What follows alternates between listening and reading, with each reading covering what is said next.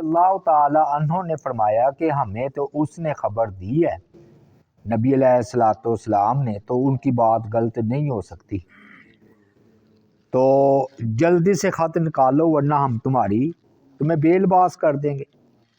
جب اس نے ہمارا سخت رویہ دیکھا تو اپنا ہاتھ ازار بند یعنی کہ اپنی شلوار کی طرف بڑھایا اور خط نکال کر ہمیں دے دیا۔ ہم وہ خط لے کر رسول اللہ صلی اللہ علیہ وآلہ وسلم کی خدمت میں پہنچے۔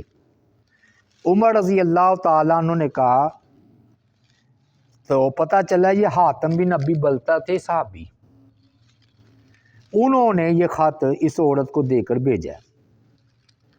تو حضرت عمر بھی ادھر بیٹھے تھے، تو انہوں نے کہا اللہ کے رسول اس نے تو خیانت کی ہے، یعنی کہ جنگی راز آؤٹ کر دیا فتح مکہ کا، تو مجھے اجازت دیجیے میں اس کی گردن مار دوں۔ تو رسول اللہ صلی اللہ علیہ وآلہ وسلم نے سیدنا حاتب رضی اللہ تعالیٰ عنہ سے پوچھا کہ تم نے یہ کام کیوں کیا؟ حاتب رضی اللہ تعالیٰ عنہ بولے اللہ کی قسم اس کی وجہ یہ ہرگز نہیں کہ اللہ اور اس کے رسول پر میرا ایمان باقی نہیں رہا، بلکہ میرا یہ مقصد صرف یہ تھا کہ قریش کے سر پر میرا احسان ہو جائے تاکہ وہ میرے مکہ میں رہ جانے والے اہل و عیال کی حفاظت کریں۔ ادھر بھی تھے نا ان مسلمانوں کے رشتہ دار، اور آپ کے اصحاب میں جتنے بھی مہاجرین ہیں ان سب کے قبیلے وہاں موجود ہیں، اور اللہ تعالیٰ ان کے ذریعے سے ان کے اہل و عیال کی حفاظت فرماتا ہے۔ رسول اللہ صلی اللہ علیہ وآلہ وسلم نے فرمایا اس نے سچی بات کہی ہے، تمہیں چاہیے تم بھی ان کے متعلق بھلی ہی بات کہو۔ حضرت عمر رضی اللہ تعالیٰ عنہ نے پھر اس بات کو دہرایا کہ اللہ کے رسول اس نے تو خیانت کی، آپ مجھے اجازت دیں میں اس کی گردن ماروں، قتل کر دوں، اتنا جنگی راز آؤٹ کر دیا۔ تو آپ صلی اللہ علیہ وآلہ وسلم نے فرمایا کہ کیا یہ اہل بدر میں سے نہیں ہے؟ آپ صلی اللہ علیہ وآلہ وسلم نے فرمایا اللہ تعالیٰ نے اہل بدر کے حالات پہلے ہی سے جانتا تھا، اور وہ خود فرما چکا ہے تم جو چاہو کرو تمہارے لیے جنت واجب ہو گئی۔ یعنی کہ اللہ تعالیٰ نے اگر یہ کہا ہے تو اللہ تعالیٰ کو پہلے اس کی خیانت کا علم تھا نا، تو اللہ تعالیٰ نے ان کے علم کے ہونے کے باوجود ان کو جنتی کہا ہے، تو فرمایا تم جو چاہو کرو تمہارے لیے جنت واجب ہوگی، میں نے تمہیں معاف کر دیا۔ کہتے یہ سن کر حضرت عمر رضی اللہ تعالیٰ عنہ کی آنکھیں آنسوؤں سے بھیگ گئی۔ انہوں نے عرض کیا اللہ اور اس کے رسول کو زیادہ علم ہے، یعنی کہ بات ختم کر دی۔ اس سے کیا معلوم ہوا کہ بدری صحابی جنتی ہیں، سب بدری صحابی جنتی ہیں۔ اور سیدنا جابر سے روایت ہے کہ حاتم بن ابی بلتہ کا غلام رسول اللہ صلی اللہ علیہ وآلہ وسلم کی خدمت میں ان کی شکایت لے کر آیا اور کہنے لگا اللہ کے رسول حاتم یقیناً جہنم میں جائے گا۔ تو آپ صلی اللہ علیہ وآلہ وسلم نے فرمایا یہ صحیح مسلم کی روایت ہے کہ تم نے غلط کہا ہے، وہ جہنم میں نہیں جائے گا کیونکہ وہ معرکہ بدر اور حدیبیہ میں شریک ہوا تھا، اور یہ حدیبیہ والوں کے بارے میں اور بدر والوں کے بارے میں اللہ تعالیٰ نے پورا بطور لشکر گروہ کے جنتی ہونے کی اللہ تعالیٰ کی طرف سے بشارت دی تھی۔ جیسے یہ معرکہ جو تھا نا قبرص کا، بحری بیڑے کا، معاویہ رضی اللہ تعالیٰ عنہ کمانڈر ان چیف تھے، تو فرمایا کہ سارا گروہ کل کا کل جنتی ہے۔ تو ام حرام نے کہا نا کہ آپ دعا کیجئے مجھے انہی میں سے کرے، تو مطلب وہ یہ فضیلت حاصل کرنا چاہتی تھی نا، تو فرمایا تم انہی میں سے ہو۔ تو اس سے کہتے ہیں معاویہ رضی اللہ تعالیٰ عنہ کے جنتی ہونے کی دلیل ہے۔ تو جو شخص پھر ایک اور حدیث آ رہی ہے جو شخص بدر و حدیبیہ میں حاضر ہوا وہ کبھی جہنم میں نہیں جائے گا۔ اور ایک روایت میں ہے کہ مجھے امید ہے جو شخص بدر میں حاضر ہوا انشاءاللہ وہ آگ میں نہیں جائے گا، میں پکی بات۔ اچھا یہاں پر ایک مسئلہ سمجھ لیں، بعض اوقات کسی سے غلطی ہو جائے نا تو بعض کا قانون سخت ہوتا ہے، بعض کا شخصیت دے کے بھی نا بات کو نرم کر دیا جاتا ہے قانون کو۔ کیسے؟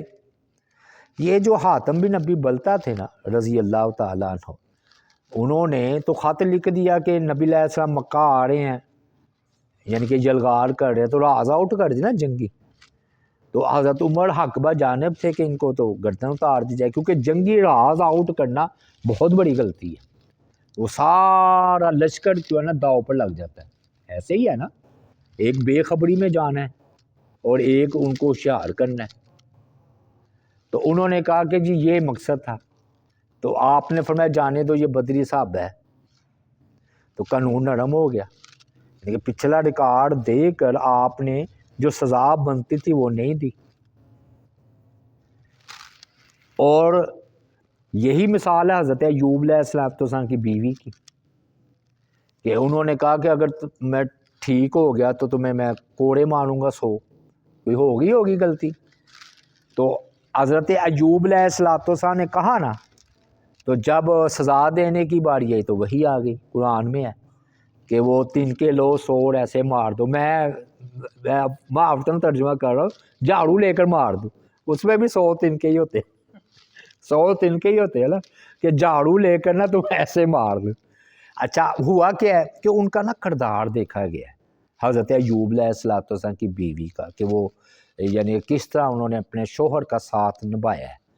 فرض تو نہیں ہوتا، لیکن حسن سلوک کرنا شوہر کے ساتھ، غریب ہو بیمار ہو، تو یہ اللہ تعالیٰ نے ان کا کردار دے کر فرمایا آپ کی قسم اپنی جگہ، آپ کی قسم اپنی جگہ، بس پھر 100 لے کر ان کے جو ہے نا وہ ایک مار دو. ٹھیک ہے کیا نا. اچھا بعض کا قانون سخت ہوتا ہے، فرمایا میری بیٹی فاطمہ بھی چوری کرے تو میں اس کے بھی ہاتھ کاٹ دوں.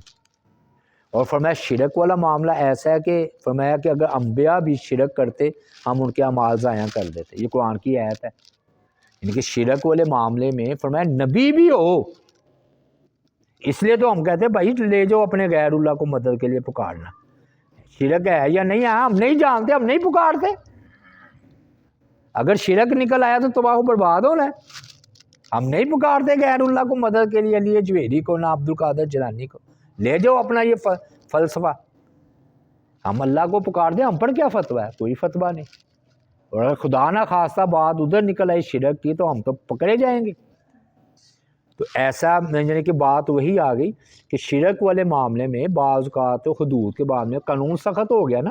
آپ نے میری بیٹی فاطمہ بھی، اور بعض اوقات شخصیت دیکھ کر قانون نرم ہو جاتا ہے. حاتم بن ابی بلتا کو دیکھ لیں، اور حضرت ایوب علیہ السلام کی جو بیوی ان کو دیکھ لیں.